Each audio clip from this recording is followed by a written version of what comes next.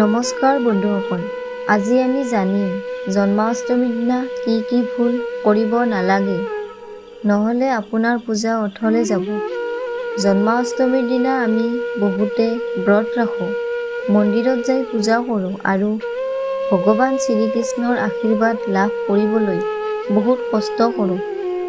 56 বিধ ভোগ লগাওঁ, কিন্তু জানিয়ে হওক বা নেজানিয়ে হওক আমি কিছুমান এনেকুৱা ভুল কৰোঁ যিটো শাস্ত্ৰত অসুচিত মনা হৈছে। ভুলতো নকৰিব এইকেইটা কাম, বিশেষকৈ জন্মাষ্টমীৰ দিনা শ্ৰীকৃষ্ণৰ পূজাৰ সময়ত, নহ'লে আপোনাৰ পূজা কৰাৰ একো অৰ্থই নাথাকিব। জানো আহক বন্ধুসকল, জন্মাষ্টমীৰ দিনা কি ভুল কৰিব নালাগে। শ্ৰীকৃষ্ণৰ পূজাত ষ্টীল বা লোহাৰ চাকি ব্যৱহাৰ কৰিব নালাগে।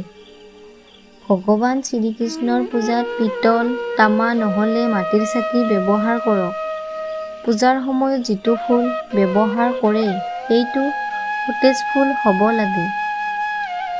ভগৱান শ্ৰীকৃষ্ণৰ পূজাত চাফ-চিকুণৰ বিশেষ ধ্যান ৰাখিব লাগে আৰু সন্ধিয়া পূজা কৰাৰ আগত পাৰিলে ব্ৰাছ কৰিহে পূজা কৰিব।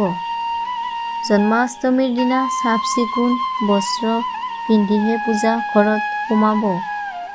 মনত ৰাখিব, বাসি কাপোৰ যেন ব্যৱহাৰ নকৰে।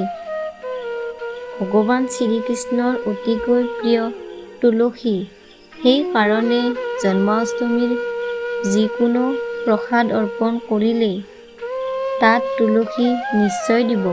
বিনা তুলসী অবিহনে ভগৱান শ্ৰীকৃষ্ণৰ পূজা আধৰুৱা হয়।